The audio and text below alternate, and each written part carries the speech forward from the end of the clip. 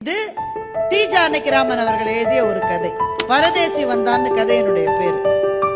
உங்கள சில பேர் படிச்சிருக்கலாம். இந்த கதை ரொம்ப முக்கியமான கதை.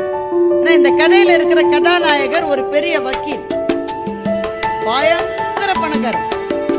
அந்த அந்த கெத்து அவருக்கு. ஏன்னா அவர் போன இடம்லாம் வெற்றி. அவர் நினைச்சதெல்லாம் ஜெயிச்சிருவார். அவருக்கு அடங்காதவங்களே அந்த ஊர்ல கிடையாது. அப்படிப்பட்ட ஒரு கெத்துல இருக்கிறது. அவருடைய மகனுக்கு திருமணத்துக்கு முதல் பந்தி எப்பவுமே பொறுக்கி எடுத்த பந்தியா இருக்கும். நல்ல வசதியானவங்க, பணக்காரங்க, பதவியில இருக்கிறவங்க, இவங்க எல்லாம் அந்த முதல் பந்தியில உட்காந்துருக்காங்க. அவரே பார்த்து உட்காந்து வச்சிருக்காரு. சாதம் சோறு போட்டாச்சு, சாம்பாரை ஊத்தியாச்சு. அந்த வக்கீல் பார்த்துட்டே இருக்காரு. யாரு? ஜமீன்தாரு, அதுக்கப்புறம் வக்கீல், அப்புறம் நீதிபதி, இவர் பெரிய அதிகாரி. பார்த்துட்டே இருக்காரு. திடீர்னு பார்த்தா பரதேசி அங்க உட்காந்து. அவன் பார்த்த உடனே தெரியுது, பிச்சைக்காரர் என்று பார்த்த உடனே தெரியுது. எப்படியோ இந்த பந்தியில உள்ள உட்காந்து ஒரு கவலை சோத்தை எடுத்து வாயில வைக்கவும் வச்சுட்டான். வக்கீல் பார்த்து அப்படி எழுப்பிட்டார். எப்படிடா உள்ள வந்த? மொத பந்தி பொறுக்கி எடுத்த பந்தி, பெரிய மனுஷங்களுக்கானது. நீ எப்படி உள்ள வந்த? எப்படியோ வந்துட்டேன், பசிக்குது, ஒரு வாய் சாப்பிடவும் சாப்பிட்டுட்டு போயிடுறேன், கை நினைச்சிட்டேன். வக்கீல் அப்படியே அவன் கழுத்தை பிடிச்சு வெளியில தள்ளிட்டு, நீ சாப்பிடுறியா? எங்க வீட்டுல முதல் பந்தில ஓரமா நில்ல, எல்லாரும் சாப்பிட்டு முடிச்சதா பாக்கி இருந்தா தரேன். அப்ப அந்த பரதேசி சொன்னதா டி ஜானகிராமன் எழுதிட்டாரு. என்ன வெளியில தருத்திட்டல, நீ அழுதுகிட்டே 16வது நாள் போடுற சோத்தை நான் சாப்பிடுறேன்னு சொல்லிட்டார். கொடும் சொல். அந்த கொடும் சொல்லை அந்த பரதேசி சொல்லல, அவர் வயிற்றிலே இருந்த பசி சொன்னது.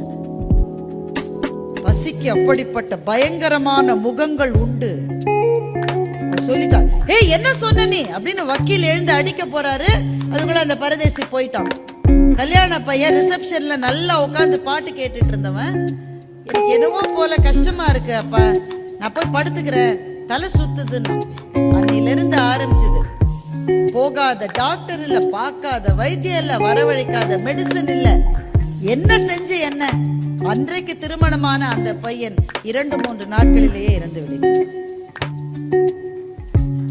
அதுல அந்த சடங்கெல்லாம் முடிச்சு எல்லாருக்கும் சாப்பாடு போடுற நாள் அன்னைக்கு வக்கீல் சொல்றாரு, அவன் இன்னைக்கு வருவான்னு சொல்றாரு.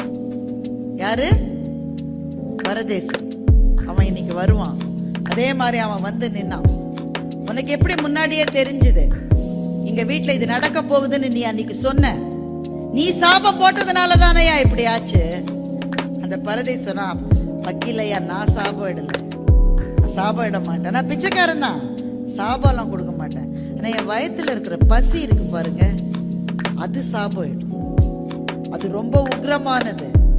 நீங்க ஒரு துளி கருணையோட என்ன அன்னைக்கு சாப்பிட அனுமதிச்சிருந்தீங்கன்னா என் வாயில இருந்து அந்த வார்த்தை வந்திருக்காதீங்க. நான் வேணும்னு சொல்லல. கதை படிக்கவே பயங்கரமா இருக்கிற கதை. ஆனா இந்த கதைக்கு படிச்ச உடனே நான் ஒரு பெரிய பாடத்தை நான் கத்துக்கிட்டேன். இலையில ஒருத்தர் உட்கார்ந்துட்டா தயவு செஞ்சு எழுப்பாதீங்க, தயவு செஞ்சு எழுப்பாதீங்க.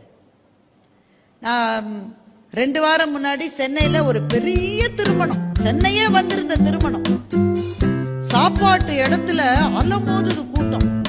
இப்பெல்லாம் நம்ம ஊர்ல இங்க கல்யாணத்துக்கு சாப்பிட போனா டென்ஷனா இருக்கு நமக்கெல்லாம். ஏன்னா பின்னாடியே ஒரு ஆள் நிக்குது, பின்னாடியே நிக்குதுங்க. முன்னாடி எல்லாம் பந்தி முறையில அப்படிலாம் அலோவ் பண்ண மாட்டாங்க. ஒவ்வொருத்தருக்கும் ஒரு பந்தினா அவங்க சாப்பிட்டு இலை எடுத்த பிறகுதான் அடுத்த பேட்ச் வரும். இப்ப யாருக்குமே நிக்கிறதுக்கு பொறுமை இல்லை, பின்னாடியே நிக்குது. அல்ல, ஒருத்தன் என்ன பார்த்து சொல்றான், இந்த ஆண்டி ரொம்ப நேரம் சாப்பிட மாட்டாங்கடா, எப்பத்தான் சோறே வச்சிருக்கு. அதுக்கப்புறம் இந்த மோர் குழம்பு இருக்காங்க, இந்த ஆண்டி அதெல்லாம் சாப்பிட மாட்டாங்கடா. அவன் என்னை எழுப்புறதுலயே குறியா இருக்கான், பின்னாடியே நிக்குதுங்க. அதுவும் தேர்ந்தெடுக்கிறாங்க. இந்த ஆள் ரொம்ப நேரம் சாப்பிடுவான், இவனை தேர்ந்தெடுப்பான். அந்த அம்மாவை பார்த்து சீக்கிரம் சாப்பிடுற மாதிரி அது பின்னாடி போய் நிக்கலாம். இப்படி நிக்கிறாங்க. அப்புறம் இப்ப நம்ம தட்டோடைய அலையிறோம் தானே. இலை போட்டு சாப்பாடுன்றதெல்லாம் இப்ப கிடையாது. பெரிய பெரிய கல்யாணங்கள்ல என்னன்னா தட்டோட நாம பௌதி பிச்சாந்தைக்கு போகணும். நாம அதுல ஒரு அம்மா எல்லாத்தையும், சில வயசானவங்களால முடியலைங்க, தட்டை வச்சுக்கிட்டு அவங்களால நடக்க முடியல. பெண்களுக்கு ரொம்ப கஷ்டம். ஒரு ஹேண்ட்பேக்கை தூக்கிட்டு அன்னைக்கு ஒரு பட்டு சேலை வேற இதை அட்ஜஸ்ட் பண்றதா, தட்டை வைக்கிறதா, சிலதெல்லாம் தட்டை கீழே போடுதா, அதை எடுத்து போட்டுட்டு ஒரு அம்மா வயசான அம்மா சாப்பிட்டுட்டு அப்பாடா அப்படின்னு வெளியில வருது. வெளில வரும்போது பாட்டி கேக்குது, அந்த பாட்டியோட பேத்தி கேக்குது, பாட்டி பாதாம் கீர் சொல். பாதாம் கீர் இருந்ததா? யாருமே எனக்கு சொல். திரும்ப ஒரு தட்டை எடுத்துட்டு போகுது. இந்த பஃபேல ஒன்று தெரிஞ்சுக்குங்க, எப்படி தெரியுமா சார்ஜ் பண்ணுவாங்க? நம்பர் ஆஃப் பிளேட்ஸ், எவ்வளவு பிளேட் செலவாச்சோ அதுக்கு சார்ஜ் பண்ணுவாங்க. இப்போ ஒரு ஆள் 3 பிளேட் எடுத்தா 3 சார்ஜ். இது தெரியாமலே பல பார்ட்டி என்ன செய்து, பஃபேல ஒரு பிளேட்ல தின்னுட்டு அதை வச்சுட்டு இன்னொரு பிளேட் தின்னுட்டு அவன் பார்க்குற பொண்ணோட அப்பா வயிறு எறிகிறாரு. ஐயோ இந்த கிழவியை 3 பிளேட் எடுத்து தின்னுது. பந்தி உபசாரம் என்பது நம்முடைய ஊரில் எப்படி இருந்தது என்றால், வாங்க சாப்பிட வாங்கன்னு சொன்னா மாத்திரம்தான் போய் சாப்பிடுவோம். அதுதான் மரியாதை. இப்ப கல்யாணத்துக்கு போறாங்களா, இந்த மொய் எழுதுற கியூல சேர்ந்து கல்யாண மாப்பிள்ளைய பார்த்துட்டு அப்படியே சாப்பிட்ற கியூல சேர்ந்து, அதுக்கு பிறகு ஐஸ்கிரீம் கியூல சேர்ந்து அப்படியே வெளியில போகுது. எல்லாமே கியூவா இருக்கு. இப்போ அல்ல, மரியாதை என்பதே இன்றைக்கு கிடையாது. ஆனா எதுவாக இருந்தாலும் உங்கள் வீட்டில் ஒரு நிகழ்ச்சி நடந்தால் நீங்க செய்ய வேண்டிய முதல் வேலை, சாப்பிட உட்கார்ந்து அவங்கள ஒரு நாள் எழுப்பாதீங்க. அவங்க யாரா வேணா இருக்கலாம். சென்னையில் ஒரு பெரிய திருமணம், அந்த திருமணத்துக்கு சாப்பிட்றதுக்கு இப்படிதான் அலை மோதிட்டு இருக்காங்க. அல்ல, நாங்கள்லாம் அந்த திருமணத்தில் ஒரு பட்டிமன்றத்தில் பேசினோம். பட்டிமன்றம் பேசுறவங்களை சாப்பிட வைக்கலன்னா இடம் இல்லை, எல்லாம் சாப்பிட்டுட்டே இருக்கு. அப்போ ஒரு ஓரத்தில் 3 சகோதரிகள், அவங்க யாருன்னா கிளீனிங் ஸ்டாஃப். அவங்க அந்த மண்டபத்தை கிளீன் பண்றதுக்காக இருக்கிற யூனிஃபார்ம் போட்டிருக்காங்க. கிளீனிங் ஸ்டாஃப் 3 பேர் அவங்க உட்காந்து சாப்பிட்டு இருந்தாங்க.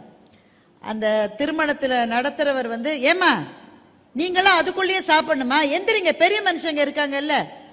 நான் உடனே பதறிட்டேன். எனக்கு இந்த கதை ஞாபகம் வந்துருச்சு. நான் பதறிட்டேன். ஐயோ வேணாம் வேணாம், உட்காருங்க, சாப்பிட உட்காந்து அவங்களை எழுப்பாதீங்க எழுப்பாதீங்க. நான் சொல்றேன், அந்த 3 பேர் எழுந்துட்டாங்க. ஏன்னா அவங்க ஏழைகள் தான், ஆனா அவர்களுடைய தன்மான உணர்ச்சி எந்த பணக்காரரையும் விட குறைந்தது அல்ல.